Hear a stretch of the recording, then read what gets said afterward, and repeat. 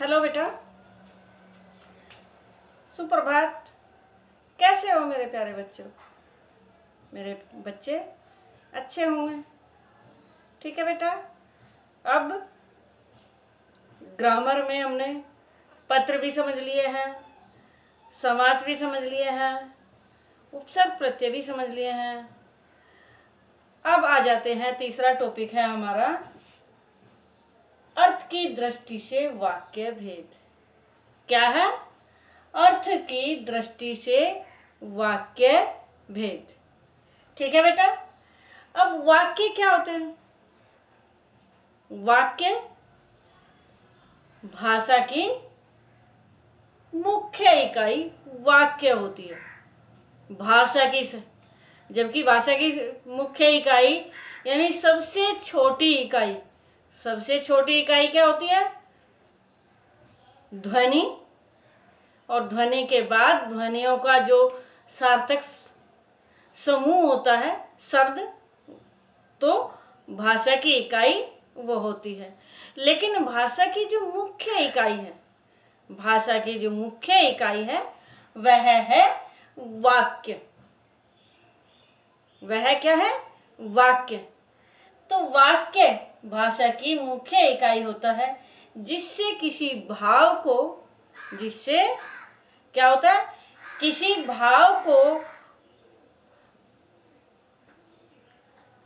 पूर्ण रूप से व्यक्त किया जा सकता है।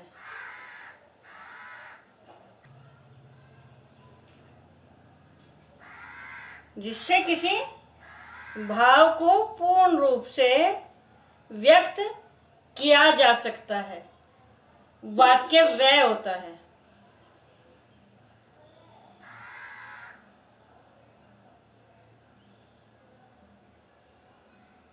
वाक्य शब्दों की वह इकाई है जो रचना की दृष्टि से अपने आप में स्वतंत्र है। वाक्य क्या? शब्दों की वह इकाई है जो रचना की दृष्टि से अपने आप में स्वतंत्र है। वाक्य किसी विचार, भाव या मंतव्य को पूर्णतया प्रकट करता है। क्या करता है? अपने आप में स्वतंत्र तो होता ही है, यानी कोई भी वाक्य कहते हैं तो वो स्वतंत्र होता है। वाक्य किसी विचार, भाव या मंतव्य को पूर्णतया प्रकट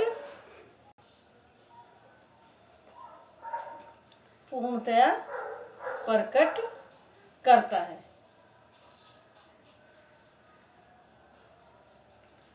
सार्थक शब्दों का ऐसा व्यवस्थित समूह जो पूरा आशय प्रकट करता है वह क्या कहलाता है? वह वाक्य कहलाता है। वास्तव में क्या है? एक सार्थक विचार, सार्थक यानी जिसका कोई अर्थ है, सार्थक विचार व्यक्त करने वाले पद समूह को ही हम क्या कहते हैं? वाक्य कहते हैं। किसको? जो सार्थक विचार व्यक्त करने वाले पद समूह होते हैं उसको ही हम वाक्य कहते हैं। अब जैसे वह पानी पी रहा है, वह खाना खा रहा है, या फिर पी रहा है पानी वह, तो सार्थक अर्थ नहीं हुआ। पी रहा है पानी वह, तो उल्टा सीधा यानी इस तरह बोल दिया, तो ये सार्थक समूह नहीं कहा जा सकता, सार्थक विचार नहीं कहे जा सकते। तो सार्थक विचार व्यक्त करने वाले पद समूह को ही हम वाक्य कहते हैं। जैसे रमेश 8वीं कक्षा में पढ़ता है। अब यही वाक्य उल्टा लिख दें, पढ़ता है कक्षा रमेश 8वीं, तो कोई अर्थ स्पष्ट ही नहीं होगा, सार्थक विचार ही नहीं होंगे। तो यानी इस तरह कर्ता लिखा गया, फिर उसके बारे में वर्णन किया गया, फिर वो क्या करता है वो कहा गया। तो इस तरह रमेश 8वीं कक्षा में पढ़ता है। तो ये सार्थक वाक्य हुआ। अब वाक्य में क्या क्या होना अनिवार्य है? वाक्य में क्या क्या होना अनिवार्य है? किसी भी वाक्य में कर्ता तथा क्रिया का होना अनिवार्य है। कर्ता और क्रिया का होना क्या है? अनिवार्य है। कर्ता जैसे ये है, क्रिया जैसे ये है, तो इनका होना अनिवार्य है। अनिवार्य यानी जैसे पढ़ता है, तो यहाँ यानी कुछ इस तरह का भी सेंटेंस है, वह बीमार है तो यानी सेंटेंस को पूरा तो करता है, तो वो पूरक क्रिया होती है। तो इस तरह यानी वह बीमार, तो ये वाक्य पूरा नहीं है। वह बीमार है, वह बीमार हो गया, वह बीमार था, तो यानी हो गया था, ये भी वाक्य को पूरा करते हैं, वो भी क्रिया है। तो क्रिया का होना अनिवार्य है, कर्ता तथा क्रिया का होना क्या है? अनिवार्य है। कर्ता और क्रिया के आधार पर वाक्य के दो घटक अंग माने जाते हैं। वाक्य के क्या माने जाते हैं? दो घटक, दो अंग माने जाते हैं। वो कौन कौन है? पहला उद्देश्य, दूसरा विधेय। अब उद्देश्य क्या है? उद्देश्य है वाक्य में जिसके बारे में कुछ कहा जाए। उद्देश्य क्या है? जिसके बारे में कुछ कहा जाए उसे उद्देश्य कहते हैं। अब जैसे रमेश ये करता है, ये उद्देश्य है, तो इसके बारे में ही तो ये कहा गया है, इसके बारे में ही तो ये कहा गया है। इसी तरह विधेय, विधेय क्या है? वाक्य में प्रयुक्त उद्देश्य के बारे में जो कुछ कहा जाए उसे विधेय कहते हैं। विधेय क्या है? वाक्य में जो प्रयुक्त उद्देश्य है, जो ये उद्देश्य है, इसके बारे में कुछ कहा जाए तो उसे क्या कहते हैं? उसे विधेय कहते हैं। जैसे दूसरा सेंटेंस ले लिया हमने, रोहन किताब पढ़ रहा है, तो रोहन क्या है? उद्देश्य है। किताब पढ़ रहा है क्या है? विधेय है। ठीक है बेटा?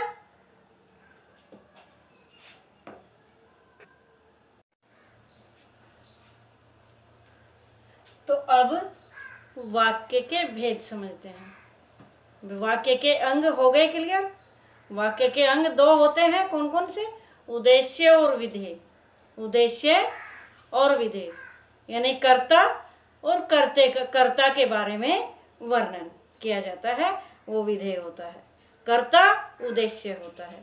उसके बाद वाक्य के भेद आ जाते हैं। वाक्य के अंग थे, अब वाक्य के भेद। वाक्य के भेद दो आधारों पर किए जाते हैं। वाक्य के भेद दो आधारों पर किए जाते हैं।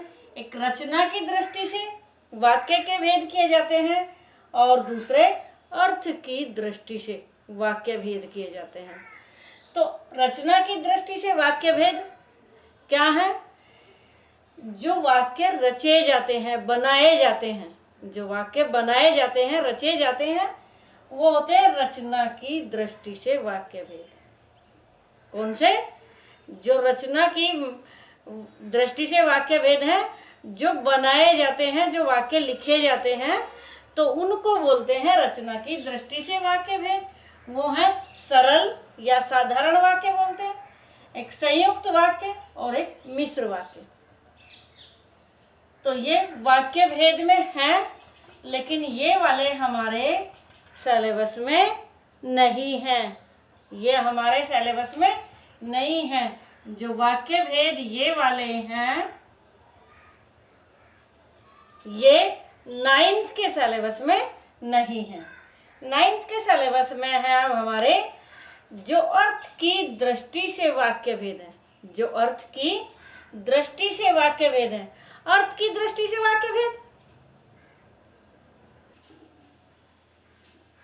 तो अर्थ की दृष्टि से वाक्य भेद में क्या निर्धारित किया गया है? उसमें है कि अर्थ की दृष्टि से इनका भेद इसीलिए किया गया है कि इसके अर्थ में कौन सी छटा बिखेरी जा रही है। इसके अर्थ में कौन सी छटा बिखेर रहा है, क्या अर्थ प्रकट हो रहा है, किस भाव मूड, किस भाव को मूड को प्रकट कर रहा है, किसको, किस भाव या मूड को प्रकट कर रहा है। ये क्या होता है, अर्थ की दृष्टि से वाक्य भेद में ये बताया जाता है। अर्थ की दृष्टि से वाक्य भेद में क्या बताया जाता है कि अर्थ, जो वाक्य का अर्थ है वो कौन सी छटा बिखेर रहा है, उससे हम क्या समझ रहे हैं, क्या समझ रहे हैं वो हमें इसमें, इसके आधार पर ही हमें इसमें, मतलब अर्थ के आधार पर ही इसमें भेद किए गए हैं। उनके भाव, उनकी वृत्ति, उनके मूड पर इनके भेद किए गए हैं। तो कितने भेद हैं, पहले तो ये समझ लें कितने भेद हैं इसके। इसके भेद हैं, अर्थ की दृष्टि से वाक्य भेद कितने हैं, 8 हैं। कितने हैं, 8 हैं। 1 2 3 4 5 6 7 और 8 भेद हैं। कितने भेद हैं हमारे, ये अर्थ की दृष्टि से वाक्य के भेद कितने, 8 भेद हैं। 8 भेद कौन कौन से, विधानवाचक वाक्य। पहला विधानवाचक वाक्य। विधानवाचक वाक्य होता है जो साधारण सरल वाक्य होता है, जिसमें या कथनात्मक में ही इसको बोलते हैं। दूसरा विधिवाचक या आज्ञावाचक वाक्य। दूसरा क्या है, विधिवाचक या आज्ञावाचक वाक्य। तीसरा प्रश्नवाचक वाक्य। चौथा निषेधवाचक वाक्य। निषेधवाचक जिसमें नहीं का प्रयोग होता है, निषेधवाचक वाक्य। इच्छावाचक वाक्य, संदेहवाचक वाक्य, संकेतवाचक वाक्य और लास्ट है विस्मयादि बोधक वाक्य। लास्ट क्या है, विस्मयादि बोधक वाक्य। हाँ, तो अर्थ की दृष्टि से वाक्य भेद कितने हैं, 8 होते हैं। कितने होते हैं, 8 होते हैं। तो ये अब अलग अलग समझ लेते हैं, यानी क्या भाव प्रकट होते हैं, कैसे भाव प्रकट होते हैं। तो विधानवाचक या कथनात्मक वाक्य। विधानवाचक या कथनात्मक वाक्य। अब कथनात्मक वाक्य, ये वाक्य सामान्य कथन होते हैं। ये वाक्य सामान्य कथन होते हैं। अर्थात जिन वाक्यों में किसी क्रिया के करने या होने की सामान्य सूचना मिलती है। क्या बताएगा, सामान्य कथन होते हैं, सामान्य से होते हैं, ये कोई भी कथन कहा जा सकता है। जिन वाक्यों में क्या होता है, किसी क्रिया के करने या होने की सामान्य सूचना मिलती है, उन्हें विधानवाचक वाक्य कहते हैं। जैसे राम खेल रहा है। राम खेल रहा है, तो ये सामान्य सा है, ये बताया गया राम खेल रहा है। दूसरा वाक्य ये भी हो सकता है, इस तरह के कथन भी इसमें आता है। सूर्य पूरब से निकलता है। पूरब से निकलता है या उदय होता है।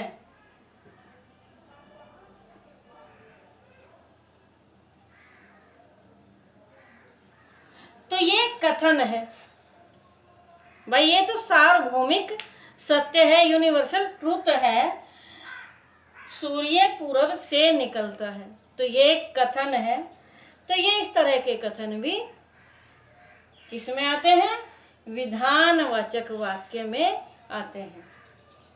राम खेल रहा है, साधारण सा क्या है, क्रिया के करने या होने की सामान्य सी सूचना मिल रही है, या कथन कहा गया है तो इस तरह के वाक्य क्या होते हैं?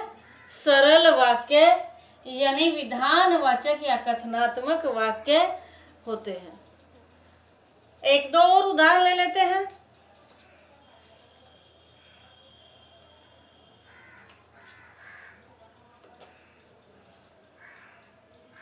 मोहन बाजार गया था। मोहन बाजार गया था।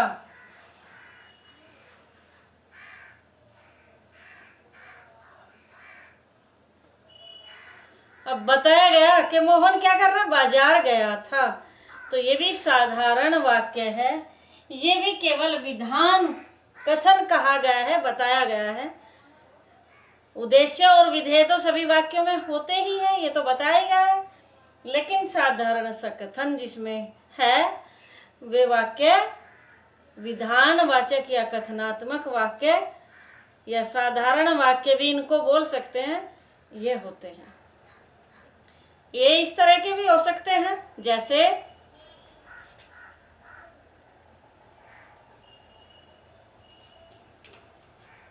मुझको तेज बुखार है। मुझे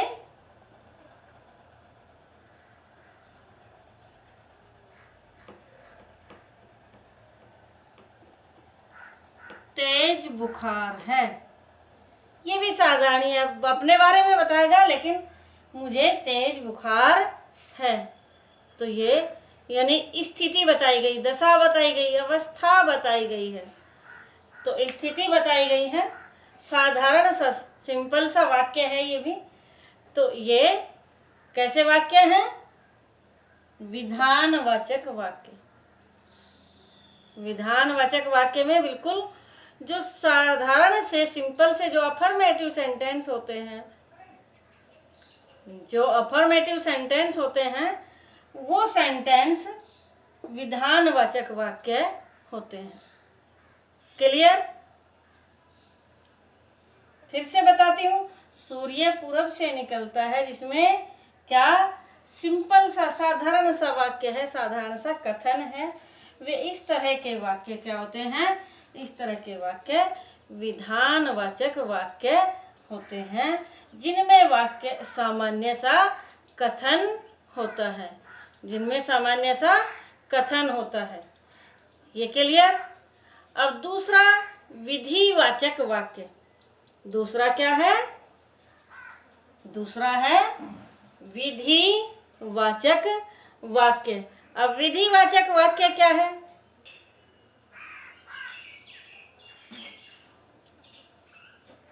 विधिवाचक वाक्य, इंपेरेटिव वाक्य, आज्ञावाचक। हाँ, तो विधिवाचक वाक्य क्या है? विधिवाचक या आज्ञावाचक वाक्य। इंपेरेटिव सेंटेंस बताया मैंने, इंपेरेटिव सेंटेंस होते हैं। इन वाक्यों में वक्ता, वक्ता कौन होता है? बोलने वाला।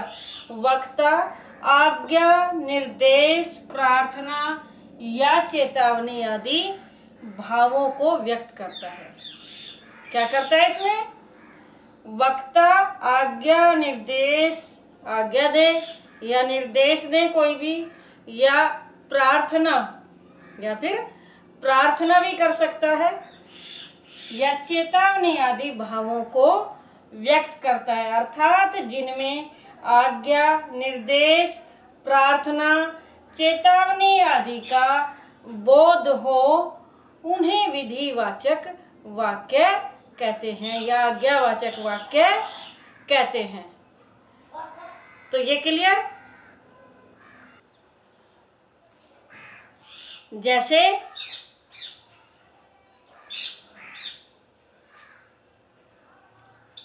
तुम यहां से जाओ।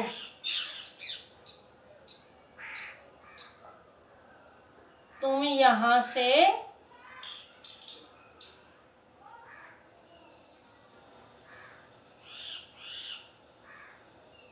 जाओ। तो ये आज्ञा दी गई कि तुम यहां से जाओ। लेकिन यही सेंटेंस ऐसे भी हो सकता है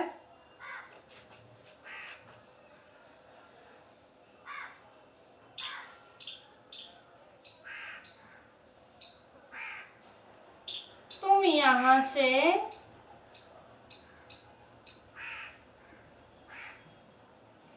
जाओ और अपने भाई को भेजो। और अपने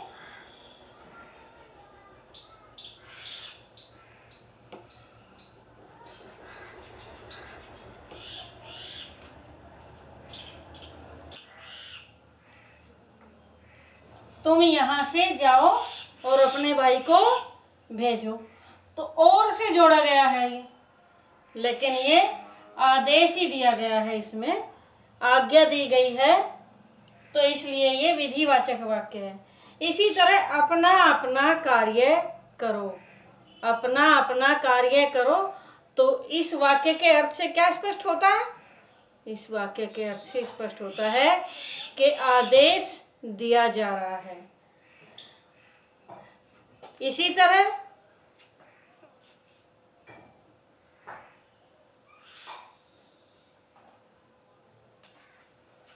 समय से पहुंच जाना, तो यहाँ चेतावनी दी गई, समय से पहुंच जाना।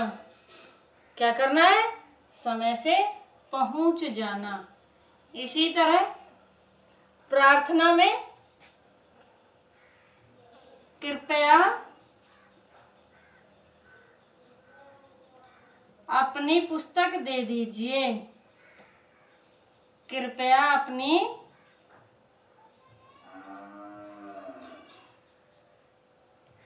पुस्तक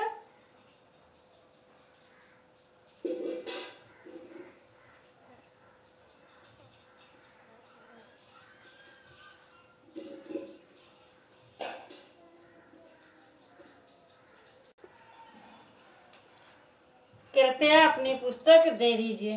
तो इसमें प्रार्थना, इसमें आदेश, इसमें निर्देश, तो इस तरह यानी इस तरह के वाक्य जिसमें आज्ञा, निर्देश, प्रार्थना या चेतावनी दी जाती है, तो इस तरह के वाक्य, और ये दो वाक्य भी हो सकते हैं। अब जैसे कृपया अपनी पुस्तक दे दीजिए, कृपया अपनी पुस्तक दे दीजिए क्योंकि मुझे पढ़ना है, क्योंकि मुझे पढ़ना है। तो इसमें यानी इस तरह भी ये तब भी, क्योंकि कृपया अपनी पुस्तक दे दीजिए ये जो आ गया, और वो तो रीजन बताया उसमें, तो इस तरह का वाक्य भी आज्ञावाचक विधिवाचक वाक्य में ही आता है। तीसरा वाक्य लेते हैं, कौन सा? प्रश्नवाचक वाक्य। ये तो आप जानते ही हो, प्रश्नवाचक वाक्य क्या होते हैं? प्रश्नवाचक वाक्य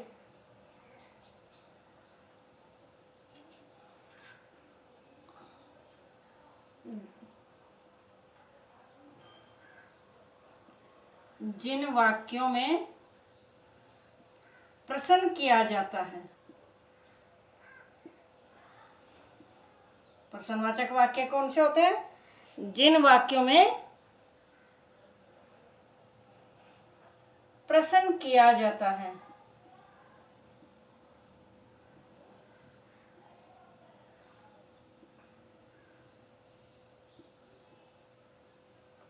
जिन वाक्यों में क्या किया जाता है? प्रश्न किया जाता है।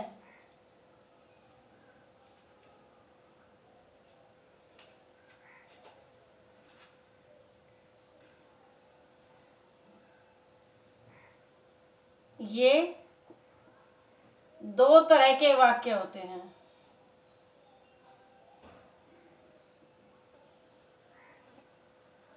दो तरह के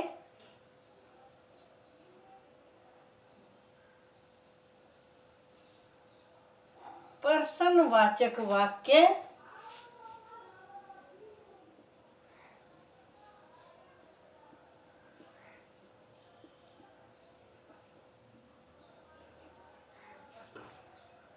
दो तरह के प्रश्नवाचक वाक्य दो तरह के प्रश्नवाचक वाक्य होते हैं। एक तो होते हैं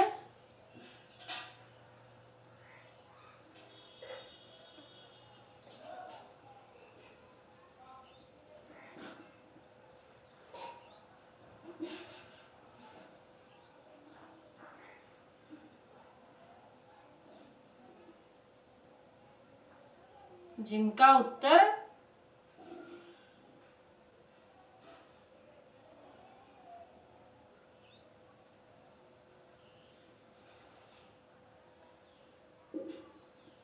हाँ या ना में होता है।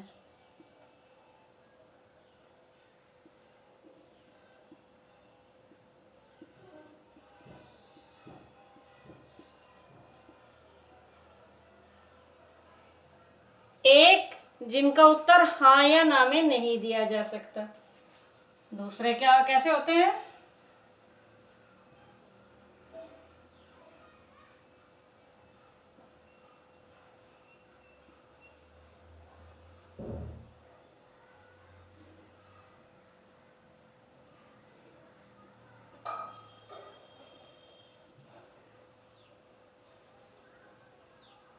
हाँ या ना में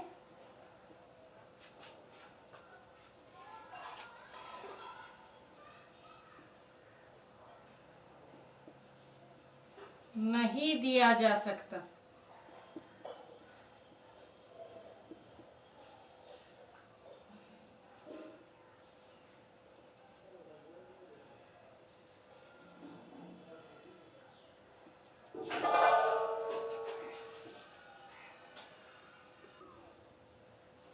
जैसे यानी नहीं दिया जा सकता अर्थात जिनमें कब, कहाँ, क्यों आदि आते हैं। जैसे उत्तर जिनका हाँ या ना में क्या शुरू में आता है, इसमें क्या शुरुआत में आता है? क्या तुम पढ़ोगे? और ये प्रश्नवाचक चिन्ह भी आता है, क्या तुम पढ़ोगे? तो इसका आंसर हाँ। इसका आंसर क्या है? हाँ। तो एक तो इस तरह के होते हैं। दूसरे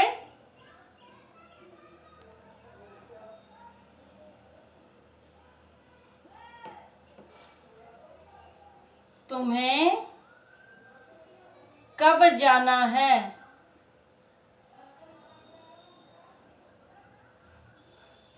तो इसका आंसर, इसका उत्तर हाँ या ना में नहीं दिया जा सकता। मुझे कल जाना है, मुझे परसों जाना है। तो इस तरह के ये दोनों प्रश्नवाचक वाक्य हैं। क्योंकि अर्थ से स्पष्ट हो रहा, अर्थ से स्पष्ट होता है कि ये प्रश्न किए गए हैं। क्या किए गए हैं? प्रश्न किए गए हैं। अब इसी तरह और कोई वाक्य ले लेते हैं।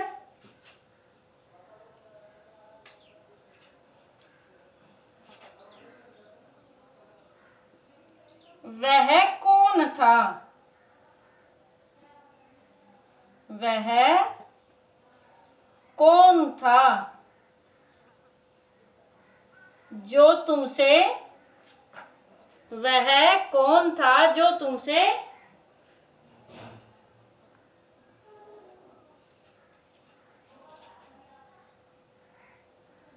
या फिर वह कौन था और वह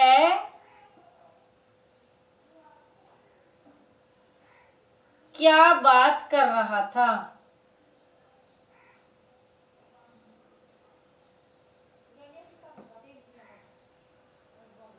वह कौन था और क्या बात कर रहा था या क्या बातें कर रहा था? सॉरी, बातें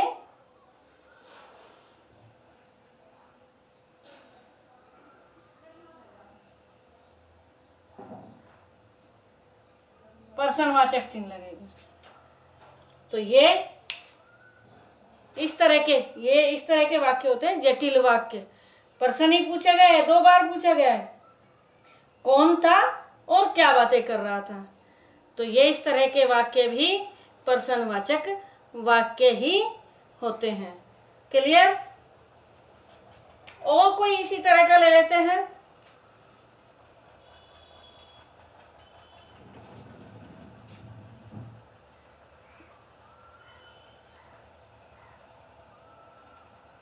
तुमने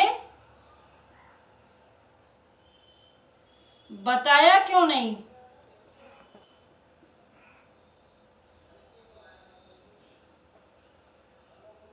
तुमने बताया क्यों नहीं कि आपकी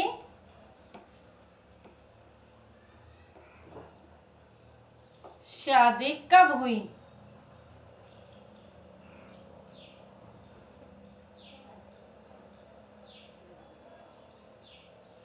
क्योंकि प्रश्न ही पूछा गया है, क्योंकि इसमें भी प्रश्न ही पूछा गया। तुमने बताया क्यों नहीं कि आपकी शादी कब हुई। ठीक है, ये 3 क्लियर हो गए। अगली वीडियो में 5 बचे हुए हैं, वो समझेंगे। ठीक है बेटा, ओके बाय।